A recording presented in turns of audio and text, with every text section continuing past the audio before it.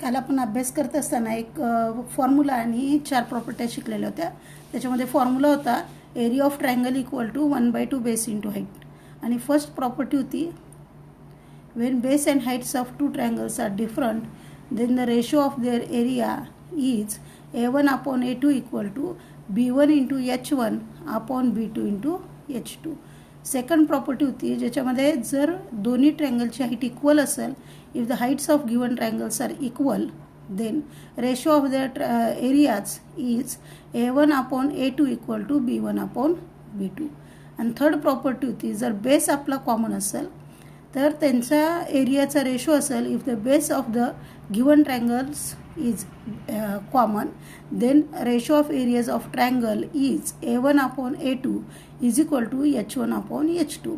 Last property होती जर समजा एखाद्या दोन ट्रायंगलचे बेस आणि हाईट हे दोन्ही इक्वल असतील, म्हणजे बेस कॉमन असेल आणि हाईट जर इक्वल असेल तर मग त्यांचा एरिया काय असेल तर a1 upon a2 is equal to 1 upon 1, therefore a1 equal to a2. एक फॉर्म्युला आणि 4 प्रॉपर्ट्या ह्यांचा यूज करून आपल्याला गणितं सोडवायचे आहेत.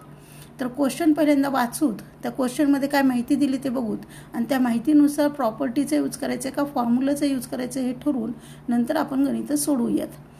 तर फर्स्ट प्रॉब्लेम आहे एक्झरसाइजमधला. If the base of triangle is 9 cm and height is 5 and the base of another triangle is 10 and height is 6, find the ratio of areas of these triangles. आता तुम्ही जर बघितलं तर ह्याच्यामध्ये जे दोन ट्रायंगल दिलेले आहेत त्या दोन्ही ट्रायंगलचा बेस आणि हाईट जे ते डिफरंट आहेत आणि बेस आणि हाईट डिफरंट असतील तर त्यावेळेस त्याचा एरियाचा रेशो काढायचा असेल तर आपल्याला फॉर्म्युला यूज करावा लागेल a1 upon a2 equal to b1 into h1 upon b2 into h2. पण क्वेश्चनमध्ये दिलेली माहिती आपण आधी लिहून काढूत. एका ट्रायंगलचा बेस दिलेला आहे आपल्याला 9, त्याच ट्रायंगलची हाईट दिलेली आहे आपल्याला 6, त्याच्यामुळे b1 equal to 9 and h1 equal to 5 दिलेली आहे 5. त्याच वेळेस दुसऱ्या ट्रायंगलचा जो बेस आहे तो दिलेला आहे 10, b1 इक्वल टू 10 आणि त्या ट्रायंगलची हाईट दिलेली आहे 6, therefore h2 equal to 6. Reason लिहूत आपण base and heights of given triangles are different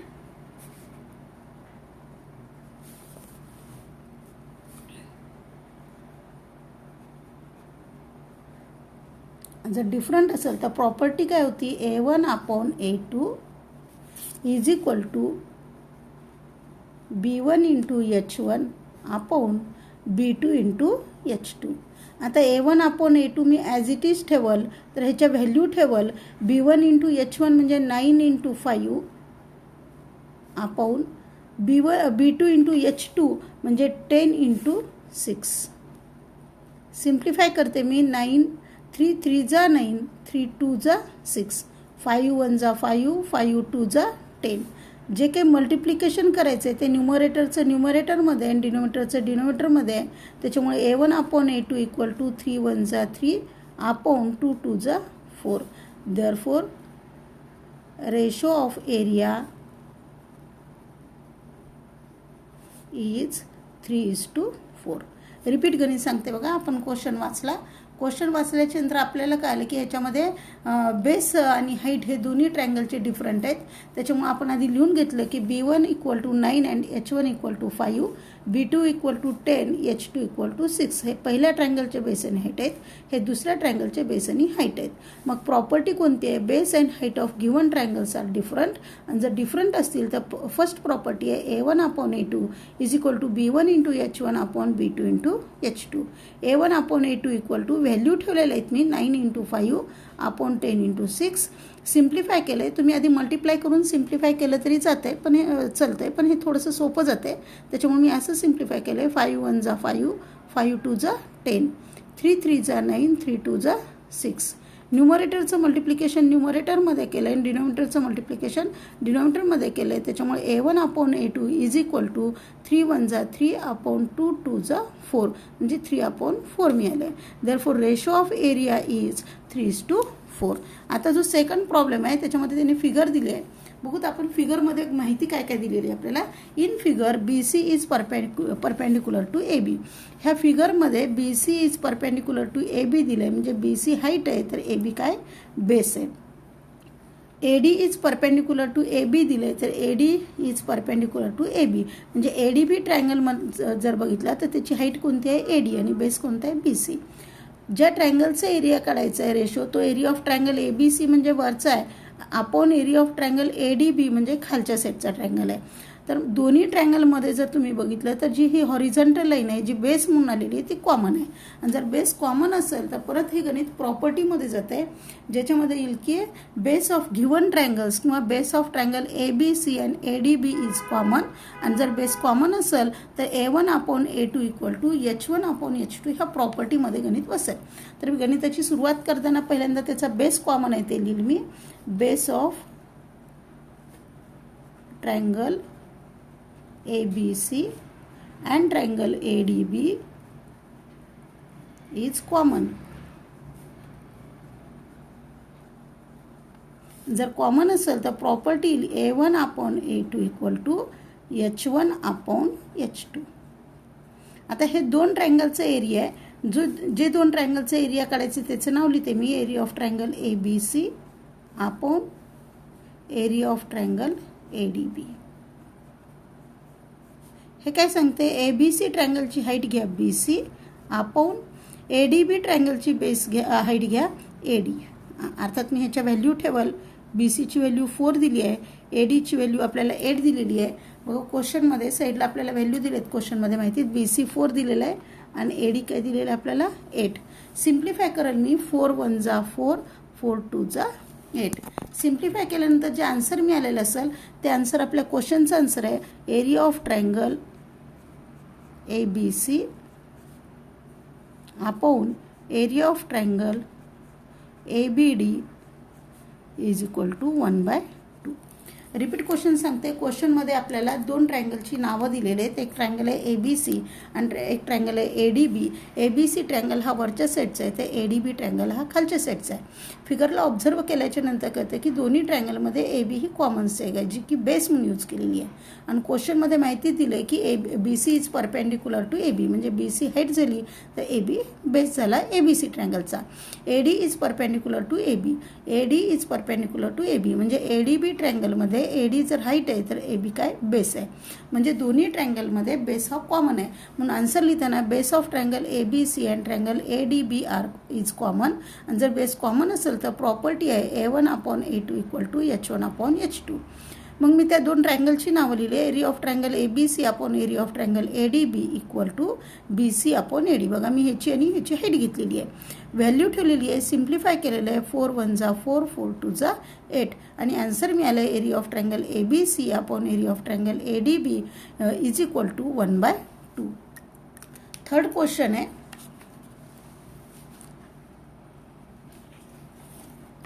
ज्या क्वेश्चनमध्ये आपल्याला माहिती दिलेली आहे, फिगरही दिलेली आहे आणि सांगितलं आहे का बघा. Seg PS is perpendicular to seg QR. हे का PS इथं आहे, परपेंडिक्युलरचं साईन आहे, पण QR इथून इतकंच आहे, म्हणजे PS is a height and QR is a base. पण कोणत्या ट्रायंगलचा? PQR ट्रायंगलचा. बरोबर आहे ना, कारण जो बेस असतो तो ट्रायंगलची एक साईड असते. त्याच्यामुळे कोणता ट्रायंगल असेल? PQR ट्रायंगलची हाईट PS आहे तर हाईट कोणतं आहे? हाईट PS आहे तर बेस कोणता आहे? QR आहे. Seg QT is perpendicular to seg PR. बघा QT is perpendicular to PR दिलं आहे. कोणत्या ट्रायंगलसाठी दिलं आहे? परत PQR ट्रायंगलचंच दिलं आहे, जिची हाईट QT आहे आणि QT हाईट असताना बेस कोण आहे म्हणून सांगितलं आहे? PR आहे म्हणून सांगितलेलं आहे. पण ह्या गणितामध्ये कुठेही तुम्हाला एरिया ऑफ ट्रायंगल किंवा ratios of area of triangle हे दिसणार नाही. Ratio of area of triangle नाही आहे, म्हणजे चारपैकी कुठल्याही प्रॉपर्टीचा यूज करायचं नाही. पण गणितामध्ये बेस आणि हाईट दिलेलं आहे तर नक्की एरिया ऑफ ट्रायंगलच्या फॉर्म्युल्याचा यूज करायचा आहे, जो फॉर्म्युला आहे 1/2 बेस इंटू हाईट. पण हा फॉर्म्युला PQR ट्रायंगलवर 2 वेळेस यूज करायचं आहे, कारण आपल्याला ह्या गणितामध्ये त्या ट्रायंगलचे 2 बेस आणि 2 हाईट दिलेले आहेत त्याच्यामुळं. तर मी सुरुवात करताना करेल बघा. व्हेन नंबर 1 टाकल मी. When base is QR height and height is PS, area of triangle P Q R is equal to 1/2 into base into height is equal to 1/2 into base काय घ्यायचं आहे आपल्याला Q R into height P S. Value ठेवते मी 1/2 into 6 into 6 is equal to simplify करते 2 1 जा 2 2 3 जा 6 मग राहिलं काय 3 into 6 equal to 18 square unit. Area of ट्रायंगलचा फॉर्म्युला आपल्याला 2 वेळेस यूज करायचा आहे. तर सेकंड टाईम यूज करत असताना तोच ट्रायंगल असेल पण बेस आणि हाईट चेंज झालेले असतील. त्याच्यामुळे मी लिहिते when base is P R and height is Q T area of triangle तोच राहणार आहे P Q R is equal to formula पण तोच आहे 1/2 into base into height. 1/2 into base कोणता आहे पी आर आणि हाईट पी आर असताना कोणती आहे क्यू टी. व्हॅल्यू ज्या ज्या मिळते ते लिहूत आपण. पी आरची व्हॅल्यू आपल्याला 12 दिली आहे त्याच्यामुळे 1/2 इंटू 12 इंटू क्यू टी आपल्याला माहीत नाही. सिम्प्लिफाय करू 2 1 जा 2 2 6 जा 12 आणि आन्सर मिळाला आपल्याला 6 क्यू टी. जर तुम्ही इक्वेशन 1 आणि इक्वेशन 2 मध्ये किंवा पार्ट 1 आणि पार्ट 2 मध्ये जर बघितलं तर लेफ्ट हँड साईडला दोन्ही ट्रायंगल तेच आहेत. त्याच्यामुळे फ्रॉम 1 and 2 म्हणेल मी. राईट हँड साईड ह्याची इक्वल असेल 6 क्यू टी इक्वल टू 18 6 3 जा 18 therefore Q T equal to 3 unit. मग रिपीट सांगते आणखीन एकदा. क्वेश्चनमध्ये आपल्याला 2 बेस 2 हाईट दिलेले आहेत आणि बेस आणि हाईटचा यूज करून फॉर्म्युला जो आहे तो area of triangle equal to 1/2 base into height आहे. ह्या गणितामध्ये आपण प्रॉपर्टीचा यूज एवढ्यासाठी केलेला नाही कारण ह्या गणितामध्ये आपल्याला त्यांनी कुठल्याही ह्याच्यामध्ये find the ratios of areas of triangle असं म्हणलेलं नाही. त्याच्यामुळं मग मी ज्यावेळेस मला बेस इंटू हाईटचा फॉर्म्युला यूज करायचा आहे 1/2 बेस इंटू हाईट तर मी तो 2दा यूज करेल आणि तो ट्रायंगल पी क्यू आरसाठी करेल. कारण क्वेश्चनमध्ये जो ट्रायंगल दिला बेस आणि हाईट दिलेला आहे तो बघा seg P S is perpendicular to seg Q R दिला आहे. पी एस हाईट आहे क्यू आर बेस आहे आणि ट्रायंगलच्या नावामध्ये बेसचं नाव लपलेलं असते म्हणून तो ट्रायंगल कोणता आहे पी क्यू आर आहे. अशा पद्धतीनं ट्रायंगलचं नाव तुम्हाला ओळखायचं आहे. पी क्यू आर ट्रायंगलचा ज्यावेळेस हाईट पी एस आहे त्यावेळेस बेस कोणता आहे क्यू आर आहे. सेकंड दिले Q T is perpendicular to P R. परत बघा क्यू टी ही हाईट आहे तर पी आर हा बेस आहे म्हणजे परत ट्रायंगल कोणता आहे main P Q R triangle आहे ज्याची हाईट आपल्याला क्यू टी दिली आणि बेस काय दिलेला आहे पी आर दिलेला आहे. अर्थात हे क्वेश्चनमध्ये ज्या व्हॅल्यू दिलेल्या आहेत त्या मी व्हॅल्यू लिहिते बघा. क्यू आर 6 दिलेला आहे पी एस 6 दिलेला आहे आणि पी आर जे आहे हे टोटल आहे त्याच्यामुळे मी वरच्या साईडला 12 लिहिते. आणि क्यू टी आपल्याला काढायचं आहे त्याच्यामुळे क्यू टीचे तिथं क्वेश्चन मार्क देते. When base is Q R and height is P S आणि हाईट पी एस असेल तर area of triangle P Q R equal to 1/2 into base into height equal to 1/2 into base लिहिलं मी Q R into height किती आहे P S. आता value ठेवल मी 1/2 into 6 into 6 2 ने सिम्प्लिफाय केलं आहे 2 1 जा 2 2 3 जा 6 मल्टिप्लिकेशन केलं आहे 3 into 6 equal to 18 square unit. तोच ट्रायंगल घेतलेला आहे पण बेस आणि हाईट हा चेंज केलेला आहे. When base is P R and height is Q T area of triangle P Q R equal to 1/2 into base into height is equal to 1/2 into 12 into Q टीची value माहीत नाही त्याच्यामुळे Q T as it is ठेवलं आहे. 2 1 जा 2 2 6 जा 12 आपल्याला answer मिळालं आहे 6 Q T. From 1 and 2 1 and 2चे तुम्ही लेफ्ट हँड साईडमध्ये बघितलं तर ट्रायंगल तेच आहेत त्याच ट्रायंगलचं एरिया आहे. जर लेफ्ट हँड साईड सारखी असेल तर राईट हँड साईड सारखी असेल त्याच्यामुळे 6 क्यू टी इक्वल टू 18 हे डायरेक्ट घ्यायचं आहे.